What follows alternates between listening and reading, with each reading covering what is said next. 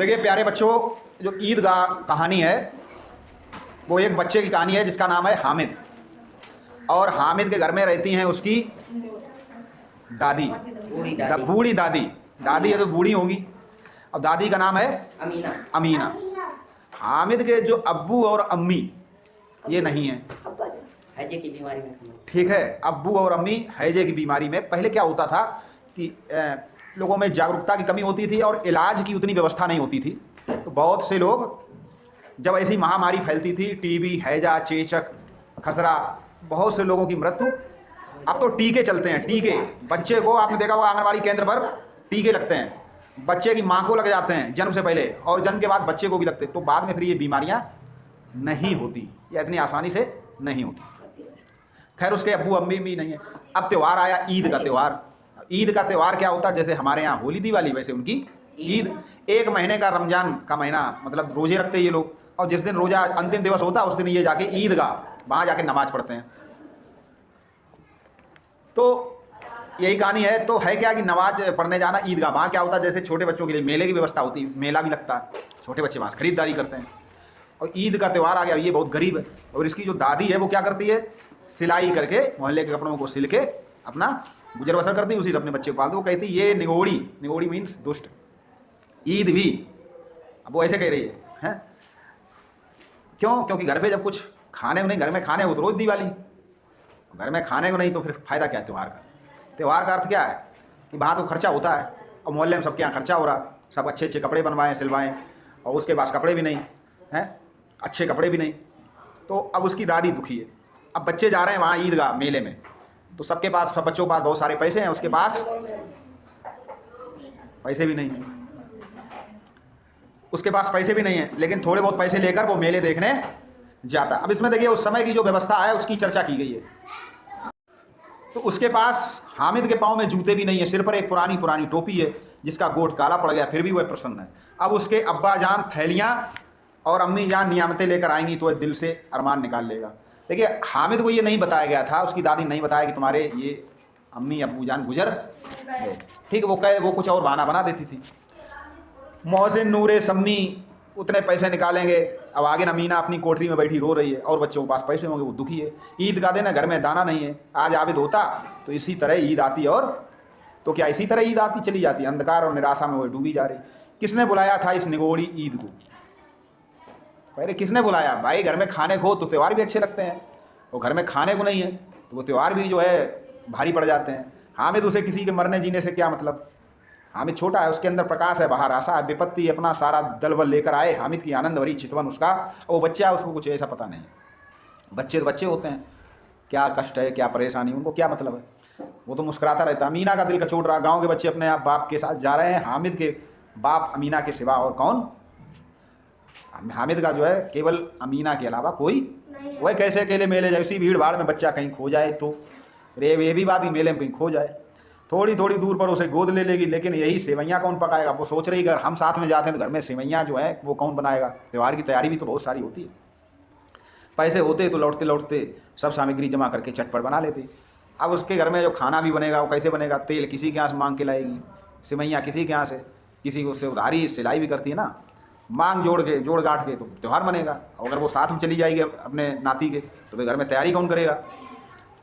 इस तरीके से वो सोच रहे। तो हामिद के पास दो आने पैसे बच रहे हैं, ठीक है। हामिद के लिए कुछ नहीं है तो 2 आने, क्योंकि और चीज़ों दूध भी आएगा। 3 पैसे हामिद की जेब में, 5 अमीना के बटुआ में।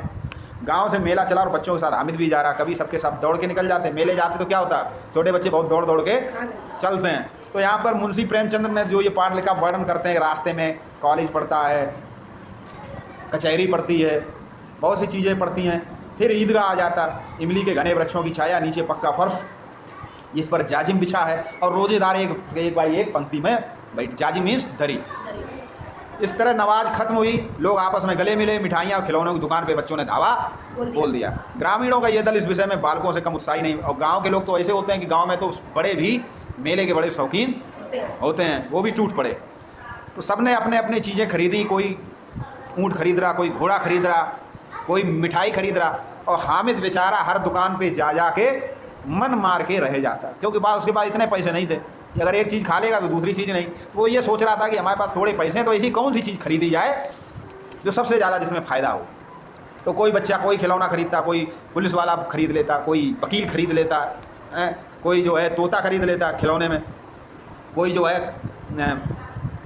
इस तरीके से सब ने अच्छे अच्छे खिलौने खरीदे, सब अपने अपने खिलौने का रौब भी मार रहे। अब हामिद जो है खिलौनों की क्या करता, निंदा करता, क्योंकि कहते नहीं कि दूर जिसको अंगूर मिलते नहीं वो खट्टे, ये कहावत है। अब हामिद के पास ऐसा कुछ था नहीं ये, तो अब वो क्या कर रहा था, वो मन को अपने समझाने के लिए उन खिलौने की बुराई कर रहा था। अरे ये क्या है, मिट्टी के टूट जाएंगे और बेकार हैं, थोड़ी देर इनका काम है और कितनी देर इनसे खेलेंगे। और बच्चे जब भी कुछ कहते तो वो उनको समझा देता कि अरे ये अरे वो। इस तरीके से क्या हुआ, खिलौने के बाद मिठाइयाँ आई, सबने रेवड़ियाँ ली, किसी ने गुलाब जामुन ले, किसी ने सोहन हलवा लिया। लेकिन हामिद इन सबसे अलग था, क्योंकि उसके पास ये सब खरीदने के लिए पैसे नहीं थे। इसके बाद मोहसिन, अच्छा आपकी ज़रूर देंगे हामिद, अल्लाह कसम ले आओ, हामिद रखे रहो, क्या मेरे पास पैसे नहीं। तो सब लोग कुछ लेते और उसको दिखा दिखा के कि तुम भी लोगे। जैसे क्या होता है, बच्चे छोटे बच्चे क्या करते हैं कि जलेबी है तुम खाओगे, तो उन्होंने कहा हाँ, हाथ बढ़ाया वैसे अपने मुंह में रख ली, ये सब करते। फिर कहते अच्छा अब की बार देंगे, अब की बार देंगे, इस तरह उसको परेशान कर रहे थे। देखिए, जिसके घर में खाने को नहीं है उनसे पूछिए कि पढ़ाई क्या होती है, अच्छे कपड़े क्या होते हैं। तुमको तो खाने को भी मिल रहा है, अच्छे कपड़े भी मिल रहे हैं, किताबें भी मिल रही हैं, स्कूल भी मिल रहा है, सब कुछ मिल रहा है, फिर भी तुम नहीं पढ़ रहे हो। जो गरीब हैं, जिनके घर में ऐसी स्थिति नहीं है, जिनके पास सर्दियों में ठीक से पहनने के लिए कपड़े नहीं, बिछाने के लिए बिस्तर नहीं, उनसे पूछो उनकी ज़िंदगी कैसे कट रही हो। तुम्हें जब ये सब सुविधाएँ मिली तो तुम शैतानी बदमाशी में अपना समय गंवा रहे हो। बड़ा अच्छा तुम्हारा भाग्य है जो तुम्हें ये सब मिला है, तो तुम पढ़ लो, शैतानी ना करो। तो इस तरीके से सब ने कुछ ना कुछ खरीदा। हामिद जो है कई दुकानों पे जब घूमा घामा तो उसने देखा कि एक चिमटा, मिठाइयों के बाद कुछ दुकानें लोहे की थी, तो हामिद ने लोहे की दुकान पे रुका और चिमटे रखे हुए थे। तो उसे ख्याल आया कि उसकी दादी के पास चिमटा नहीं है, क्योंकि जब वो रोटी बनाती हैं तो उनके हाथ जल जाते हैं। देखिए ऐसे बच्चे होते हैं, वो अपने ये भी तो देखते हैं कि हमारे मम्मी पापा के पास पैसे हैं कि नहीं, कुछ तो ऐसे ही जिद करते रहते हो, उसको बर्बाद करते रहते हैं। कुछ बच्चे ऐसे वो देखते हैं कि हमारे पापा पैसा कैसे कमा रहे हैं, कितनी मेहनत कर रहे हैं, तो वो उसको बर्बाद नहीं करते। ऐसे समझदार बच्चे कम होते हैं और शैतान बच्चे ज़्यादा होते हैं, उन्हें इससे कोई लेना देना नहीं, पापा कहाँ से ला रहे, बस उन्हें बर्बाद करना, पढ़ना लिखना नहीं। और हामिद ने चिमटा खरीदा और चिमटा लेकर चल दिया। तो बच्चों ने उसकी खूब, और जो लोग थे वो बहुत उसकी हंसी उड़ा रहे थे। सब ने कुछ न कुछ लिया, कोई शरबत पी रहा था, कोई मिठाई खा रहा था, किसी ने अच्छे अच्छे खिलौने लिए, कुछ सब ने कुछ लिया, उसने चिमटा लिया, ना कुछ खाया पिया और ना कोई खिलौना लिया। ठीक है, बच्चे उसकी हंसी भी उड़ा रहे थे। तो अब रास्ते में जब वो अपना चिमटा लेकर चला तो मोहसिन था, उसने हंस कर कहा क्यों चिमटा क्यों ले लिया पगले, तुझे अकल नहीं है, चिमटा क्या क्या करेगा तू। तो हामिद ने चिमटे को ज़मीन पर पटका और कहा कि हम अपना चिमटा ज़मीन पे पटक सकते, तुम क्या अपनी भिस्ती यानी अपना खेल जो मिट्टी खिलौना था, किसी का वकील था, किसी का कुछ था, किसी तुम पटक सकते हो। बोले हमारा तुम अगर अपना खिलौना पटकोगे तो जो तुमने जैसे बच्चे किसी ने पुलिस वाला लिया या किसी ने डॉक्टर लिया है, तो बच्चे खिलौना लेते तो ये समझते ये डॉक्टर है। मैंने कहा तुम अपने डॉक्टर ज़मीन पटक के दिखाओ, उसकी पसलियाँ टूट जाएंगी। हमारा चिमटा देखो हमने पटक दिया ज़मीन, उसका कुछ हुआ, तो मेरा चिमटा अच्छा है। तो वैसे सबको जवाब दे रहा था, सबको जो लोग उसकी हंसी उड़ा रहे थे। किसी ने कुछ कहा तो सम्मी ने खंजरी ली थी, प्रभावित होकर बोला मेरी खंजरी से बदलोगे। तो हामिद ने खंजरी को रुपेच्छा भरे देखा, कहा मेरा चिमटा चाहे तो तुम्हारी खंजरी का पेट, खंजरी नहीं होती ढपली जैसी है, उसमें कपड़ा जैसा लगा होता है, पट कागज़ जैसा। तो अब उसे लालच आ गया कि इसका चिमटा अच्छा, उसका चिमटा मेरी खंजरी से बदलोगे। तो उन्होंने कहा कि हमारे चिमटा तुम्हारी खंजरी पेट फाड़ देगा, तो हम तुम्हारी खंजरी नहीं लेने वाले।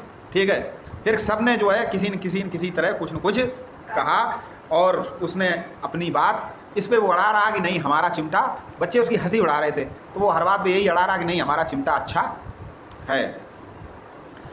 इस तरीके से ये बहस चलती रही आपस में खिलौनों की। कोई अपने डॉक्टर से बहस करता था, कोई अपने वकील से, कभी कोई किसी से कि नहीं हमारा ये अच्छा, कोई कहता हमारा वकील है, मुकदमा लड़ाई हो जाएगी तो हमारा वकील छुटवा लेगा, हैं ये सब बातें करता था। तो कुल मिला के जो बहस होती रही, अंत में हामिद अपने बात पर डटा रहा कि नहीं हमारा चिमटा अच्छा है। अंत में जब पूरा सफ़र हो गया तो मियाँ हामिद का हाल सुनिए। अमीना उसकी आवाज़ सुनते ही दौड़ी। जब बच्चे आ गए अपने अपने घर तो जैसे ही उसकी दादी ने, ध्यान से सुनो आदेश, कहानी को ध्यान से सुना करो। देखिए आपकी अगर इसकी एक भी पंक्ति छूट जाएगी तो आप कहानी को समझ नहीं पाएंगे। जैसे फिल्म में अगर एक कुछ छूट जाए तो समझ में आती, नहीं समझ में आती। तो कहानी को भी आप उसी तरह समझें पूरा। तो उसकी जो दादी थी वो दौड़ के बाहर आई जब बच्चे की आवाज़ सुनी। अमीना उसकी आवाज़ सुनते ही दौड़ी और उसे गोद में उठाकर प्यार करने लगी। क्यों? उसे यही था चलो मेरा नाती वापस आ गया, खो नहीं गया, छोटा तो था ही, कहीं खो जाता तो ढूंढना और पड़ता। तो उसकी दादी ने जब चिमटा देखा तो वह चौंकी। वह चिमटा कहाँ था? मैंने मोल लिया। उसने पूछा ये चिमटा कहाँ से लाया? तो उसने कहा मैंने मोल लिया। कै पैसे में? 3 पैसे में। अमीना ने छाती पीट ली। अरे कैसा बेसमझ लड़का है, दोपहर हो गई, कुछ खाया ना कुछ पिया, और लाया तो क्या लाया? चिमटा। मेले में तुझे कोई और चीज़ नहीं मिली जो ये लोहे का चिमटा उठा लाया? हामिद ने अपराधी भाव से कहा कि तुम्हारी उंगलियां तवे से जल जाती थीं, इसलिए मैंने इसे लिया। तो देखिए उसकी दादी को ये पता नहीं था कि उसने सोचा ऐसे ही ले लिया होगा। तो गुस्सा कर रही थी कि 3 पैसे, कुछ खाया ना पिया, और जो लोहे का चिमटा ले आया है, इसलिए गुस्सा कर रही थी। लेकिन जब उसने कहा कि तुम्हारी उंगलियां तवे से जल जाती थीं, तो बुढ़िया का क्रोध तुरंत स्नेह में बदल गया। और स्नेह भी नहीं, जो प्रगल्भ होता है और अपनी सारी कसक शब्दों में बिखेर देता, वह मूंग स्नेह था, खूब ठोस, रस और स्वाद से भरा। बच्चे में कितना त्याग, कितना सद्भाव, कितना विवेक। दूसरों को खिलौने लेते और मिठाई खाते देखकर उसका मन कितना ललचाया होगा, फिर भी उसने जो है क्या लिया? चिमटा। तो देखिए हमें ये नहीं देखना चाहिए कि देखिए हमारे पड़ोस में जो बच्चा रहता वो तो बहुत अच्छे कपड़े पहनता, वो तो दिन भर घूमता, उसके पास ये खिलौने, उसके पास ये साइकिल, उसके पास ये सुविधाएं। तुम्हें अपने माता पिता की जो स्थिति है उसको देखना चाहिए। तुम खूब पढ़ो और बड़े होकर कमाओ और उसके बाद मन हो वो चीज़ खरीदो। अब तुम देख रहे कि पड़ोसी के लड़के के पास ये चीज़ है, उसके पास ये बढ़िया वाली घड़ी है, हम भी लेंगे घड़ी। तो अपने पापा से भी पूछ लो पैसे हैं कि नहीं। तो हामिद कितना छोटा था, उसको 3 पैसे मिले, उसने 3 पैसे से अपनी दादी के लिए चिमटा खरीदा, ना कि जलेबी खाई, ना कि शरबत पिया और ना खिलौने खरीदे। तो ऐसे समझदार होना चाहिए कि अपने पिता की स्थिति देखते हुए, अपने घर की स्थिति देखते हुए पैसे का उस हिसाब से खर्च करना चाहिए। और खुद पढ़ लिख के इतने बड़े बन जाओ जो अपने घर की स्थिति को सुधारो, उसको बदलो, ठीक है। अपने पापा को, पिताजी को, माताजी को रईस बनाओ।